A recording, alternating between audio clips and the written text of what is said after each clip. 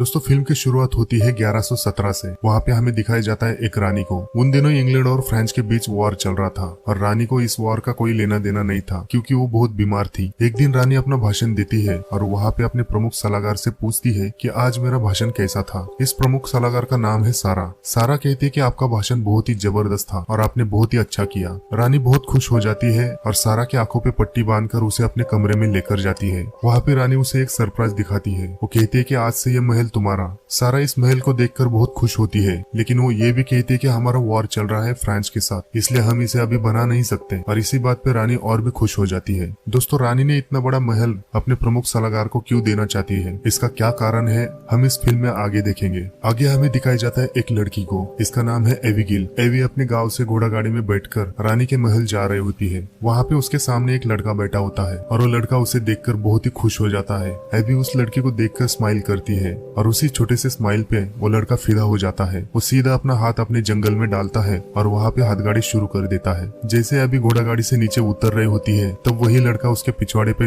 एक चमट मार देता है और एबी सीधा उस कीचड़ में जाके गिर जाती है, जिससे वो बहुत बुरी तरह से गंदी हो जाती है। एबी जब रानी से मिलने के लिए आती है तब सारा उसे पूछती है कि कहाँ पे अपना मुंह काला करके आए हो, जाओ सबसे पहले नहा कर आओ, उसके बाद रानी से मिलना। तब वहाँ पे एबी अपने बारे में बताती है। एबी उसे बताती है कि उसके पिता ने उसे जुए में हार दिया है और इसके बाद वो यहाँ पे नौकरानी के जॉब के लिए आई होती है। और यहाँ पे हमें पता चलता है कि एबी सारा की ही चचेरी बहन है। आगे हमें दिखाया जाता है हार्ले नाम का एक सलाहकार सारा से मिलता है और उससे बातें करता है। वो उससे कहता है कि तुमने क्या जादू टोना किया है रानी पे, जो रानी ने तुम्हें प्रमुख सलाहकार बनाया है और अपना फेवरेट बनाया है और वो तुम्हारी ही बातें सुनती है। यहाँ पे हमें पता चलता है कि महल में बहुत सारे सारा के विरोधी भी है, क्योंकि सारा ही एक औरत है जो रानी की फेवरेट है। वो रानी की प्रमुख सलाहकार है और रानी उस पर बहुत फिदा है। अब ये कौन सी बात है और इन दोनों में क्या खिचड़ी पक रही है, यह हमें फिल्म के आगे देखने को मिलेगा। वहाँ पे हार्ले बाकी के सलाहकार से बातें कर रहा होता है। वो कहता है कि हमें जंग रोक देनी चाहिए क्योंकि अभी बहुत नुकसान हो रहा है, लेकिन सारा कहती है कि नहीं, हम जंग जीत रहे हैं, हमें जंग रोकने की कोई जरूरत नहीं है। लेकिन हार्ले कहता है कि इस जंग के दौरान हमारा बहुत नुकसान हो रहा है और इसलिए हमें लोगों से 2 गुना लगन लेना पड़ेगा। हार्ले अपने लोगों के बारे में अच्छा सोच रहा होता है। आगे हमें दिखाया जाता है कि रानी मेकअप करके सारा के पास आती है और उससे पूछती है कि आज मैं कैसी लग रही हूँ, और वो कहती है कि रूस के राजदूत से मैं अभी मिलना चाहती हूँ। सारा उसे कहती है कि इस मेकअप में तुम डायन लग रही हो और तुम्हें सच नहीं लग रहा तो अपने आईना में देख लो। रानी अपना आईना निकाल के उसमें देख लेती है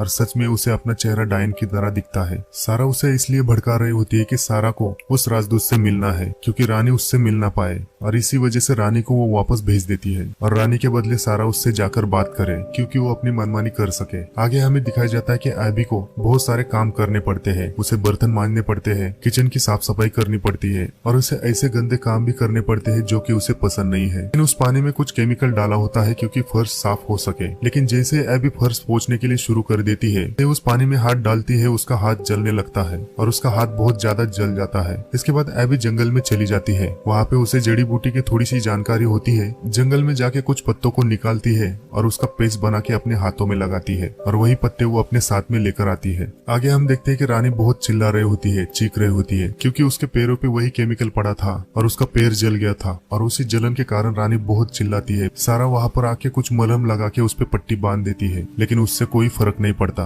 थोड़ी देर में वहाँ पे नौकर आ जाते हैं और उसके साथ एबी भी आ जाती है। जो आयुर्वेदिक पत्तियां उसने जंगल से लाई थी, उसी पत्तियों को पेस्ट बनाकर वो उसके पैरों पे लगा देती है और उसी वक्त सारा भी वहाँ पे आ जाती है। वो एबी पे इतना गुस्सा हो जाती है, वो कहती है कि किसके परमिशन से तुम अंदर आई हो, मुझे बिना पूछकर तुम अंदर नहीं आ सकती। एबी कहती है कि रानी बहुत चिल्ला रही थी इसलिए मैंने उसके पैरों पे कुछ पत्तियों के पेस्ट बनाकर लगाई है, लेकिन सारा उसकी एक भी नहीं सुनती। वो उस पे और भी गुस्सा हो जाती है। वहाँ पे एक सैनिक था और उस सैनिक को ऑर्डर देती है एबी को लेकर जाओ और उसके पीठ पर 10 चिड़ियों के फटके मारो। सारा इसलिए ऐसे करती है कि कोई भी रानी के करीब ना आए, उसके करीब सिर्फ सारा ही रहे क्योंकि वो रानी पे हुक्म जताना चाहती है। यहाँ पे रानी सारा से कहती है कि आज तुमने मेरे पैरों पे क्या लगाया है। वो कहती है कि मुझे बहुत अच्छा लग रहा है, बहुत आराम मिल रहा है। उसके बाद सारा जल्दी से एबी के पास जाती है। एबी वहाँ पे चिड़ियों की मार खा रही होती है और उसी समय सारा उनको रोक देती है और एबी को अपने साथ लेकर चली जाती है। सारा एबी से पूछती है कि तुमने रानी के पैरों पे क्या लगाया है, जिससे रानी को बहुत आराम मिला है, और उसे ऑर्डर देती है कि और जड़ी बूटी लाकर मुझे दे दो। इस काम से सारा एबी पे खुश हो जाती है, जिसके बाद सारा एबी को गंदे जगह से निकाल के उसे एक अच्छा सा कमरा दे देती है रहने के लिए। अब यहाँ पे एबी बहुत खुश हो जाती है। एबी रानी के साथ साथ सारा का भी भरोसा जीत लेती है। अब यहाँ पे हमें दिखाया जाता है कि रानी की प्रमुख सलाहकार सारा और सारा का भरोसा जीतने वाले एबी, ये दोनों भी रानी के पास चली जाती है और उसके पैरों पे वो जड़ी बूटी लगा रहे होते हैं। आगे हमें दिखाया जाता है कि एक सलाहकार वहाँ पे आ जाता है और वो एबी को देखकर बहुत खुश हो जाता है। वो उसे पटाने में लग जाता है, लेकिन एबी उसे भाव नहीं देती, इसलिए उसे इग्नोर करती रहती है। आगे हमें दिखाया जाता है कि हार्ले अपने और एक सलाहकार के साथ वहाँ पे रानी का इंतजार कर रहे होते हैं। वहाँ पे सारा आ जाती है और वो कहती है कि जो भी बात करना है मुझसे बात करो। दूसरा सलाहकार कहता है कि तुम कोई रानी नहीं हो जो तुमसे बात करूं। सारा कहती है कि रानी ने मुझे ही भेजा है आप लोगों से बात करने के लिए। हार्ले कहता है कि जंग हमें रोकनी चाहिए। वो कहता है कि जंग के लिए हमारे पास पैसा कम पड़ रहा है। सारा कहती है कि रानी ने कहा है कि जंग नहीं रुकेगी और अगर पैसों की कमी है तो हम लगान को दुगना कर देंगे। हार्ले कहता है कि ऐसा करना गलत है। अगर हमने लगान को दुगना कर दिया तो लगान को लेकर हमारे देश में ही जंग छिड़ जाएगी, इसलिए हमें जंग रोकनी चाहिए। वहाँ पे हार्ले उससे कहता है कि मैं रानी से मिलना चाहता हूँ और कहता है कि मैं खुद उनसे बात करूंगा। सारा कहती है कि तुम रानी से नहीं मिल सकते, तुम्हें मेरी ही बात सुननी होगी। वहाँ पे हार्ले बहुत गुस्सा हो जाता है और उसे खुन्नस देख के वहाँ से निकल जाता है। वहाँ पे एबी भी सारी बातें सुन रही होती है और उसके शैतानी दिमाग में और बहुत कुछ चल रहा होता है। आगे हम देखते हैं कि सारा अपने पति को जंग के लिए रवाना कर रही होती है। वहाँ पे वो उससे कहती है जंग में ज्यादा शाइनिंग मत मारना, अगर आगे आगे करोगे तो जल्दी भगवान को प्यारे हो जाओगे। और उसे कहती है कि ज्यादा नाटक मत करना, अपने दिमाग से काम करना। और सारा रानी को लेकर खिड़की के पास चली जाती है। वो कहती है कि देखो मेरा पति जंग पे जा रहा है। और वो कहती है कि कल रात मैंने एक सपना देखा कि सपनों में मैंने देखा कि मेरे पति को जंग में मार दिया गया है। सारा रानी से ऐसे बातें इसलिए कर रही होती है क्योंकि वो उसे दिखाना चाहती है कि उसका पति और वो इस राजपाट को संभाल रहे हैं। उसी वक्त एबी के दिमाग की बत्ती जल जाती है। जैसे रानी वहाँ से गुजरने लगती है वहाँ पर एबी खांसने लगती है और वो रानी से कहती है कि मुझे माफ करना, मैं आपके लिए जंगल में जड़ी बूटी लाने के लिए गई थी और उसी की वजह से मुझे सर्दी हो गई। और रानी उससे पूछती है कि क्या तुमने वो जड़ी बूटी लाकर मेरे पैरों पे लगाई थी? एबी कहती है कि हाँ। और उसके बाद एबी रानी की नजरों में आ जाती है। यहाँ पे एबी का आधा काम तो हो जाता है, जैसे कि उसे एक पर्सनल कमरा मिल जाता है, सारा का भी भरोसा जीत जाती है और रानी की नजर में भी आ जाती है। और ये सब नाटक सारा देख रही होती है। सारा को समझ में आता है कि एबी रानी की नजरों में आना चाहती है और उसकी फेवरेट बनना चाहती है। सारा एबी को कहती है कि चलो शूटिंग करने के लिए जाते हैं और ये दोनों वहाँ पे शूटिंग कर रहे होते हैं। और वहाँ पे सारा एक कबूतर को शूट करके मार गिराती है और इसके बाद एबी को शूट करने के लिए बोलती है, लेकिन एबी वहाँ पे चूक जाती है और वहाँ पे सारा उसे ताने मारती है। वो कहती है कि तुमने तो आसमान को ही फाड़ दिया। आगे हम देखते हैं कि शाम को एक पार्टी हो रही होती है और वहाँ पे रानी आ जाती है। हार्ले चुपके से रानी के पास चला जाता है और उसे कहता है कि हमें लगान को दुगना नहीं करना चाहिए, अगर हमने लगान को दुगना कर दिया तो हमारे देश में ही जंग छिड़ जाएगी। लेकिन रानी उससे कहती है कि इसके बारे में तुम्हें सारा से बात करनी होगी। इसके बाद हम देखते हैं कि वहाँ पे डांस शुरू हो जाता है और सारा एक आदमी के साथ वहाँ पे डांस कर रही होती है। जैसे रानी सारा और एक आदमी को देखती है तो वो बहुत गुस्सा हो जाती है, उसे जलन होने लगती है क्योंकि रानी सारा को किसी आदमी के साथ नहीं देखना चाहती। और गुस्से में रानी वहाँ पे एक अनाउंसमेंट करती है। वो कहती है कि दुगना लगान नहीं लेंगे और जल्दी से सारा को बुलाती है और उसके साथ कमरे में चली जाती है। सारा को एक जोर से चमट मारती है। वहाँ पे सारा को पता चलता है कि रानी ने उसे क्यों मारा। तब सारा उससे माफी मांगती है और वो कहती है कि मैं अगली बार किसी मर्द के साथ नहीं नाचूंगी। इसके बाद सारा उसे कहती है कि मेरे कमरे में चलोगी या तुम्हारे कमरे में चले। रानी कहती है कि मेरे कमरे में चलो। और यहाँ पे रानी के बिस्तर पे सारा और रानी एक दूसरे को किस कर रहे होते हैं। यहाँ पे ये दोनों एक दूसरे के साथ कबड्डी खेल रहे होते हैं। दोस्तों यहाँ पे हमें पता चलता है कि रानी और सारा में क्या खिचड़ी पक रही थी और हमें पता चलता है कि रानी एक लेस्बियन है, उसे मर्दों में कोई इंटरेस्ट नहीं है, इसलिए वो सारा को अपने साथ रखती है और उसके साथ वो ठपाठप करती है। और शायद इसी की वजह से रानी सारा की हर बात मानती है। और थोड़ी देर में वहाँ पे एबी नजर आती है। वहाँ पे वो कुछ बुक पढ़ रही होती है। तब वहाँ पे उससे पता चल जाता है कि रानी और सारा में क्या गुल खिल रहे हैं, इन दोनों में क्या खिचड़ी पक रही है। एबी को उन दोनों के बारे में सब कुछ पता चल जाता है और धीरे धीरे एबी वहाँ से चुपके से निकल जाती है। जैसे एबी रानी के कमरे से बाहर आती है तब वहाँ पे हार्ले आ जाता है और हार्ले उसे कहता है कि तुम रानी के कमरे में क्या कर रही थी और ये किताब तुमने रानी के कमरे से क्यों चुराई है। एबी कहती है कि मैंने कोई चोरी नहीं की, ये किताब मुझे मेरी मालकिन सारा ने दी है। तो हार्ले को उस पर शक हो जाता है। वो कहता है कि चलो उसके पास और उससे पूछते हैं कि उसने किताब तुम्हें क्यों दी। दूध का दूध और पानी का पानी कर लेते हैं। तब वहाँ पे एबी डर जाती है और एबी कहती है कि कोई जरूरत नहीं और उससे कहती है कि तुमने सही सोचा, ये किताब मैंने चुराई है। चोरी का इल्जाम एबी अपने ऊपर इसलिए लेती है क्योंकि उसे रानी और सारा के बारे में सब पता चल जाता है और वो राज वो किसी को नहीं बताना चाहती, इसलिए उसने चोरी का इल्जाम अपने आप पे ले लिया होता है। इसके बाद हार्ले उसे लेकर बाहर चला जाता है और उससे बातें कर रहा होता है। हार्ले उसे कहता है कि अगर तुम चाहती हो कि तुम्हारा चोरी का राज किसी को पता ना चले तो तुम्हें मेरा एक काम करना होगा। तब वहाँ पे एबी डर जाती है। वहाँ पे एबी उससे पूछती है कि क्या तुम्हें मेरे साथ जंगल में मंगल करना है। हार्ले उसे मना करता है। वो कहता है कि तुम्हारे जंगल से मुझे कोई दिलचस्पी नहीं है। वहाँ पे हार्ले उसे कहता है कि तुम सारा और रानी के साथ रहो और उनके बारे में जो भी पता चले तुम मुझे बताओ। एबी कहती है कि मैं रानी और अपनी बहन के साथ धोखा नहीं कर सकती। हार्ले उसे कहता है कि अगर तुम मेरी बात नहीं मानोगी तो तुम्हें मैं वही कीचड़ में फेंक दूंगा जहाँ से तुम आई हो। वहाँ पे एबी कहती है कि ठीक है। आगे हम देखते हैं कि एबी वहाँ पे चाय लेके आई होती है। चाय सारा को देती है और दूसरी चाय रानी को देने लगती है, लेकिन सारा कहती है कि उन्हें चाय मत देना क्योंकि रानी को डायबिटीज है। लेकिन रानी कहती है कि मैं चाय पीऊंगी, मुझे चाय बहुत पसंद है और सारा उसे मना करती है। एबी सारा को मना लेती है और रानी को चाय पीने के लिए दे देती है, लेकिन वो चाय पीने के बाद रानी की तबीयत और भी बिगड़ जाती है। उसके पेट में गड़गड़ी मचने लगती है। इसके बाद वो अपने कमरे में चली जाती है। आगे हम देखते हैं सारा और एबी फिर से शूटिंग करने के लिए आए होते हैं। वहाँ पे एबिगेल सारा से कहती है कि वो हार्ले से मिली। हार्ले चाहता है कि रानी और आपके बारे में जो भी बातें होती है वो उसे बताए। सारा उसे पूछती है कि क्या हुआ, तुम क्या चाहती हो। एबी कहती है कि मैं उसे कुछ नहीं बताऊंगी और वो कहती है कि रात में तुम दोनों में जो भी होता है वो राज मुझे पता है, मैं उसे वो भी नहीं बताऊंगी। वहाँ पे सारा को लगता है कि अब ये मुझे ब्लैकमेल करना चाहती है और अपनी दूसरी बंदूक लेती है और एबी पे तान देती है और उसे कहती है कि अगर इस बारे में किसी को पता चला तो मैं तुम्हें रातों रात गायब कर दूंगी। तब वहाँ पे एबी बहुत ज्यादा डर जाती है और चुपचाप वहाँ से निकल जाती है। आगे हमें पता चलता है कि रानी को बहुत ज्यादा तलब आई होती है और वो सारा को यहाँ वहाँ ढूंढ रही होती है, लेकिन सारा तो अपने कामकाज में बहुत बिजी होती है और रानी को लगता है कि वो उसे इग्नोर कर रही है और वो सारा को डराने के लिए, उसे जलाने के लिए एक खिड़की के पास चली जाती है और वहाँ पे सुसाइड करने की उसे धमकी दे देती है। तब वहाँ पे सारा आ जाती है और वो रानी से कहती है यहाँ से कूदोगी तो बच जाओगी, अगर मरना ही है तो खुद को गोली मार के खत्म कर दो। रानी कहती है कि तुम मुझसे प्यार नहीं करती, तुम मेरा ख्याल नहीं रखती। सारा कहती है कि दिन रात तुम्हारी मैं खुजली मिटाती रहूंगी तो कामकाज कौन देखेगा, मुझे वहाँ पे भी ध्यान देना पड़ता है। और वहाँ पे सारा रानी को पकड़ के पीछे खींच लेती है। वो उसे कहती है कि दोपहर में मैं आपके साथ ताश खेलने के लिए आऊंगी, तब तक तुम अपने जंगल में उंगली करके खुजली करते रहो।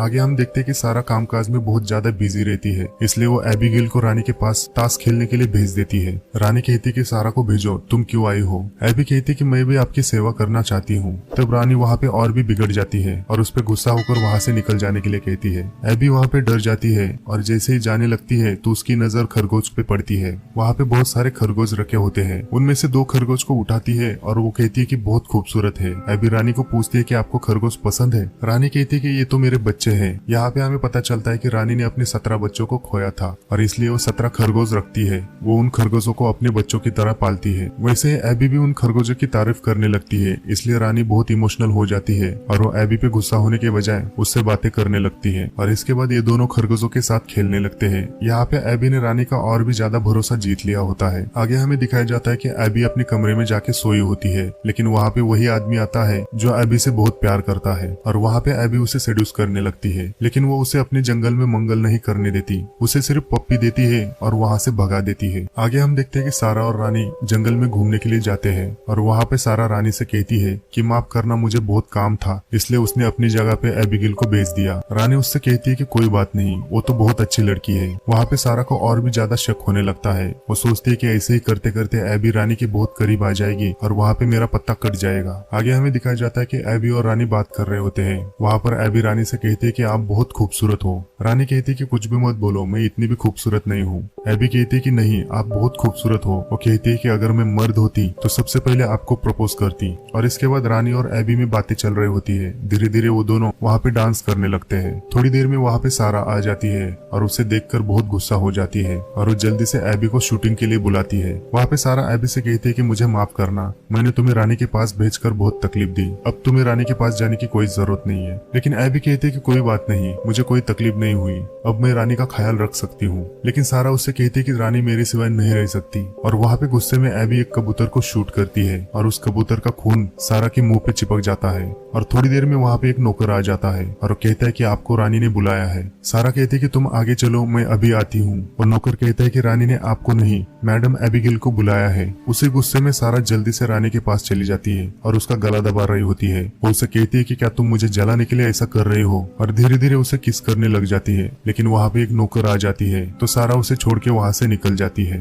आगे हम देखते हैं कि एबिगेल जंगल में आई होती है और वहाँ पे किताब पढ़ रही होती है, लेकिन वहाँ पे वही लड़का आता है जो एबिगेल से प्यार करता है। पता नहीं प्यार करता है या नहीं, वहाँ पे वो लड़का एबिगेल पर झपक जाता है और ये दोनों चुम्मा चाटी करने लगते हैं। और इसके बाद वो लड़का उसके साथ ठपाठप करने की कोशिश करता है, लेकिन एबी उसे मना करती है। वो कहती है कि सबसे पहले तुम मुझसे शादी करो, उसके बाद तुम मेरे साथ जो चाहे वो कर सकते हो। तो वहाँ पे वो लड़का कहता है कि तुम एक नौकरानी हो, मैं तुम्हारे साथ शादी नहीं कर सकता। तब वहाँ पे एबी को बहुत गुस्सा आता है। वो सोचने लगती है कि अभी मुझे कुछ ना कुछ करना पड़ेगा और जल्दी से मुझे अमीर बनना होगा। तो अगले दिन एबी रानी के कमरे में चली जाती है और अपने सारे कपड़े उतार के उसके बेड पे सो जाती है। वहाँ पे रानी आ जाती है और उसे देखकर उसे कहती है कि तुम मेरे बिस्तर पे क्या कर रहे हो। एबी जल्दी से उठ जाती है और उसे माफी मांगती है। वो कहती है कि आपका बिस्तर इतना अच्छा था कि मुझे पता ही नहीं चला कि मुझे कब नींद आई। और एबी वहाँ पे धीरे धीरे उसके सामने अपने कपड़े पहनने लगती है, क्योंकि एबी को लगता है कि उसे देखकर रानी को तलब आ जाए। यहाँ पे रानी को एबी को देखकर रानी का तन बदन उछलने लगता है, लेकिन वहाँ पे वो उसके साथ कुछ नहीं करती, उसे वहाँ से भगा देती है। शाम को रानी अपने एक नौकर को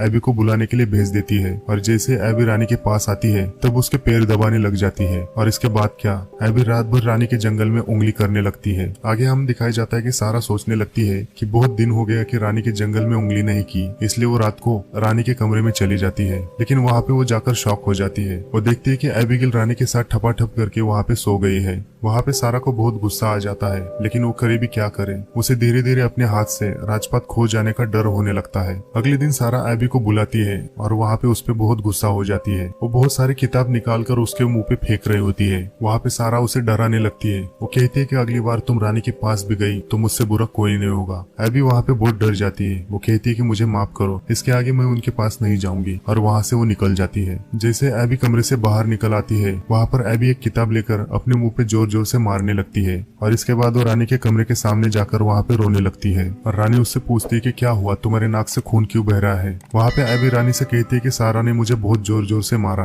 और वहाँ पे सारा के बारे में रानी को भड़का रही होती है। अगले दिन हमें दिखाया जाता है कि सारा रानी के साथ बात कर रही होती है। सारा कहती है कि मैंने एबी को निकाल दिया क्योंकि उसने चोरी की थी। रानी कहती है कि एबिगेल बहुत अच्छी है, वो ऐसा नहीं करेगी। वहाँ पे सारा रानी से कहती है अब बहुत हो गया, तुम उसे काम से निकाल दो। लेकिन रानी कहती है कि नहीं, वो मुझे बहुत अच्छी लगती है और वो कहती है कि तुमसे ज्यादा वो मेरा ख्याल रखती है। आगे हमें दिखाया जाता है कि सारा रानी को एक कोपचे में लेकर चली जाती है। वो कहती है कि तुम मुझसे जलती हो और कोपचे में जाकर सारा रानी को किस करने लगती है। वहाँ पे एबिगेल आ जाती है। अब वहाँ पे एबी बहुत टेंशन में आ जाती है, क्योंकि वो नहीं चाहती कि रानी उसके हाथ से निकल जाए, इसलिए उसे कुछ ना कुछ करना होगा। और उसके दिमाग में और भी प्लान चलने लगते हैं। अगले दिन हम लोग देखते हैं कि एबिगेल सारा की चाय में कुछ मिलाती है और उसे पीने के लिए दे देती है। और चाय पीने के बाद सारा घोड़े पे बैठकर कुछ काम की वजह से बाहर चली जाती है। वहाँ पे धीरे धीरे सारा बेहोश होने लगती है और सारा घोड़े से नीचे गिर जाती है। और इसके बाद घोड़ा उसे खींचते हुए भाग रहा होता है। एबिगेल को लगता है कि अब उसका रास्ता क्लियर हो चुका है। वो हार्ली को कहती है कि अब मैं रानी के बहुत करीब आ चुकी हूँ, मैं जो भी कहूंगी रानी मान जाएगी। वो कहती है कि किसी अमीर सलाहकार से मेरी शादी करवाने की बात करो। वहाँ पे हार्ली कहता है कि रानी अगर तुम्हारी बात मानती है तो तुम खुद क्यों नहीं जाके उससे बात करती। एबिगेल कहती है कि रानी को ये ना लगे कि मैं रानी से कुछ मांग रही हूँ, इसलिए ये काम तुम्हें ही करना पड़ेगा। अगले दिन हार्ले रानी के पास जाता है और एबी की शादी के बारे में बात करता है। लेकिन थोड़ी देर में रानी को पता चल जाता है 2-3 दिन से सारा उसे दिखाई नहीं दे रही, इसलिए उसे सारा के बारे में बहुत चिंता हो रही होती है। और रानी को लगता है कि उसे जलाने के लिए वो सब ऐसा कर रही है। शाम को रानी एबी से बात कर रही होती है। एबिगेल कहती है कि कुछ नहीं होगा मेरे बहन को, शायद वो कुछ काम की वजह से बाहर गई होगी, वो जल्दी से वापस आ जाएगी। और रानी उससे कहती है कि तुम बहुत अच्छी हो, तुम सबका बहुत ख्याल रखती हो। रानी उससे कहती है महल के कोई अच्छे सलाहकार से मैं तुम्हारी शादी करवा दूंगी। लेकिन एबिगेल तो वहाँ पे नाटक कर रही होती है। वो कहती है कि मैं तो नौकरानी हूँ, मैं शाही लोगों से कैसे शादी कर सकती हूँ। लेकिन रानी कहती है कि उसकी चिंता मत करो, मैं तुम्हारी शादी किसी अच्छे आदमी से करा दूंगी, क्योंकि वो कहती है कि सारा अगर आएगी तो तुम्हारी शादी होने नहीं देगी। और वहाँ पे एबी मान जाती है। अगले दिन रानी एबी के साथ एक लड़के की शादी करवा देती है और महल का एक कोने का कमरा उसके नाम करवा देती है। इधर हम देखते हैं कि सारा को अभी भी घोड़ा खींचते हुए लेके जा रहा है और रात होने के कारण उस जंगल में 2 लोग वहाँ पे ठपाठप कर रहे होते हैं। और जैसे वो लोग सारा को देखते हैं तो उसे उठाकर अपने महल में लेके जाते हैं। अगली सुबह सारा नींद से जग जाती है और जैसे ही सारा को होश आ जाता है उसे उसके सिवाय भी और बहुत सारे ठपाठप की आवाज आती है। और तब उसे पता चलता है कि वो ऐसे जगह पे आई है जहाँ पे प्रोस्टिट्यूशन चलता है। वहाँ पे वो औरत सारा से कहती है कि मैंने तुम्हारी जान बचाई है, इसलिए तुम्हें मेरा कहना मानना होगा, तुम्हें यहाँ धंधा करके मेरा कर्ज चुकाना होगा। लेकिन सारा बहुत गुस्सा हो जाती है। वो किसी आदमी को महल भेजती है और वहाँ से एक सलाहकार को बुलाती है। वहाँ पे सलाहकार उससे पूछता है कि किसी ने तुम पे यहाँ पे जबरदस्ती तो नहीं की। सारा कहती है कि नहीं, और वहाँ से ये लोग निकल जाते हैं। आगे हमें दिखाया जाता है कि एबिगेल की शादी हो चुकी है और उस रात उनकी सुहागरात होती है। वहाँ पे वो लड़का कहता है कि मेरे पास आओ। वो कहता है कि मुझसे अभी रहा नहीं जाता, लेकिन एबी को उस लड़के में कोई दिलचस्पी नहीं थी और उस लड़के के पैंट में हाथ डालती है और हाथ गाड़ी शुरू कर देती है। यहाँ पे हमें पता चलता है कि एबी को उस लड़के में कोई इंटरेस्ट नहीं था, न ही उसको शादी में कोई इंटरेस्ट था। उसे तो बस अमीर बनना था और वहाँ पे एंजॉय करना था। लेकिन साथ ही साथ उसकी फटी पड़ी होती है। वो सोचती है कि अगर सारा आई तो मैंने जो भी प्लान किया है वो सारा प्लान चौपट हो जाएगा। अगली सुबह हम देखते हैं कि जश्न चल रहा होता है और वहाँ पे सारा आ जाती है। इधर एबिगेल की हवा टाइट हो जाती है, उसके पैरों से जमीन फिसल जाती है। दोस्तों, मुझे तो लगता है कि इसे एबिगेल को उस शाही आदमी का श्राप लग गया है। बेचारे को शादी करने के बाद भी एबी के साथ ठपाठप करने को नहीं मिला। एबी सारा से पूछती है कि क्या हुआ, तुम अपना थोबड़ा क्यों फोड़ के आई हो। सारा एबी के पास जाती है और उसे पकड़ के उसे जोर जोर से कान के नीचे बजा रही होती है। आगे हम देखते हैं कि सारा रानी के कमरे में चली जाती है और वहाँ पे हार्ले और उसका दोस्त रानी के साथ कुछ बात कर रहे होते हैं। जैसे हार्ले सारा को देखता है और उसे ताने मारते हुए कहता है कि आज तो तुम बहुत ही खूबसूरत लग रहे हो। उसके बाद वो दोनों वहाँ से निकल जाते हैं और सारा रानी के पास चली जाती है और उसे किस करने की कोशिश करती है। उसका चेहरा देख के बहुत डर जाती है और उसे वहाँ से भगा देती है। अगले दिन हम लोग देखते हैं कि सारा रानी और सारा के बीच में जो लव लेटर लिखे थे वो सारे लेटर जाकर रानी को दिखाती है। वो कहती है कि अगर तुमने एबिगेल को यहाँ से नहीं निकाला तो मैं ये सारे खत सबको दिखा दूंगी। लेकिन रानी कहती है कि तुम्हें जो करना है करो, मैं उसे यहाँ से नहीं निकालूंगी। इसके बाद सारा अपने कमरे में चली जाती है। वो सोचने लगती है कि एबी की गलती की वजह से रानी को नुकसान न हो पाए, इसलिए वो सारे प्रेम पत्र जलाकर राख कर देती है। इसके बाद एक नौकर सारा के पास आता है। वो कहता है कि रानी साहिबा का हुक्म है कि आपको उनके पास जाने की परमिशन नहीं है, और इसके साथ साथ सारा के पास की जो चाबी है उस चाबी को भी रानी मंगवा लेती है। और इसके बाद रानी सारा को उस महल से निकाल देती है। और यहाँ पे हमें दिखाया जाता है कि सारा एबी को उस महल से निकालने की कोशिश कर रही थी, लेकिन इसके साथ उल्टा ही हो जाता है। रानी सारा को ही महल से निकाल देती है। अगले दिन हमें दिखाया जाता है कि वहाँ पे राजमहल में उन लोगों की सभा बुलाई जाती है और उस दिन रानी हार्ले को प्रधानमंत्री बना देती है। अब यहाँ पे एबिगेल को कोई टेंशन नहीं होता, क्योंकि वो अकेले ही मनमानी करती रहती है, ना ही रानी का देखभाल करती है। रोज नशा करती है और एंजॉय करके वहाँ पे सो जाती है। कुछ दिनों बाद रानी को एहसास होने लगता है कि सारा जो कह रही थी वही सही था। मुझे बहुत पहले सारा की बात माननी चाहिए थी, उसे एबिगेल को पहले ही निकाल देना चाहिए था। कुछ दिनों बाद एक सलाहकार सारा से मिलता है। वो कहता है कि एबी अभी रानी का ख्याल नहीं रखती, वो उसे बहुत सताती है। इसके बाद सारा एक खत लिखती है और वो खत रानी के पास भेज देती है। लेकिन वो खत रानी के पास जा ही रहा होता है तो उसी समय एबी उस खत को निकाल लेती है, और जैसे ही वो पढ़ लेती है तो वो और भी टेंशन में आ जाती है। वो सोचती है कि अगर सारा वापस आई तो मेरी कोई खैर नहीं, और उसी टेंशन में वो उस खत को रानी को देने के बजाय वहाँ पे उसे जला देती है। अगली सुबह एबिगेल रानी के पास जाती है और उसे कहती है कि सारा और उसके पति ने खजाने के हिसाब किताब में बहुत गड़बड़ी की है, और उसे झूठे कागज दिखाकर रानी को भड़का देती है। रानी को गुस्सा आ जाता है और कुछ सैनिकों को भेजकर सारा को देश से बाहर हकालने की ऑर्डर देती है। जब सैनिक सारा के पास आ जाते हैं तब सारा को समझ में आता है कि ये सैनिक हमारे पास किस लिए आए हैं। सारा अपने पति से कहती है कि अब हमें इंग्लैंड में मन नहीं लगता, हमें किसी और देश में जाना चाहिए, क्योंकि उसे पता चलता है कि रानी ने उसके पास सैनिक इसीलिए भेजे होते हैं कि सारा को देश से बाहर हकाल दे। आगे हमें दिखाया जाता है कि रानी की बहुत तबीयत खराब हो चुकी है और वो अपने बिस्तर पे आराम कर रही होती है, और उसके सामने एबिगेल कुर्सी पे बैठी हुई दिखाई देती है। और धीरे धीरे एक खरगोश उसके पास आ जाता है और वहाँ पे एबी उस खरगोश पे पैर रखकर उसे दबा रही होती है और उसका मजा ले रही होती है। वहाँ पे रानी उठकर वो सब नाटक देख लेती है और एबी को अपने पास बुलाती है। वहाँ पे रानी एबी के सर पे हाथ रख के उसके बालों को पकड़ के खींच रही होती है कि इसके आगे तुम्हारी जिंदगी बहुत ही जबरदस्त कटेगी, तुम्हें लगेगा कि तुम जन्नत में हो। और यहाँ पे इस फिल्म की कहानी खत्म हो जाती है। इसी के साथ आज का वीडियो हम खत्म करते हैं। अगर आपको अच्छा लगा तो प्लीज इस वीडियो को लाइक और कमेंट जरूर कर दीजिएगा। मैं बहुत सारी मूवीज लेकर आता रहता हूँ, तो प्लीज इस चैनल को सब्सक्राइब कर दीजिए और बेल नोटिफिकेशन आइकॉन दबाना मत भूलिएगा। हम फिर से मिलेंगे और एक नई मूवी के साथ। तब तक के लिए थैंक यू और आप अपने आप का ख्याल रखिए।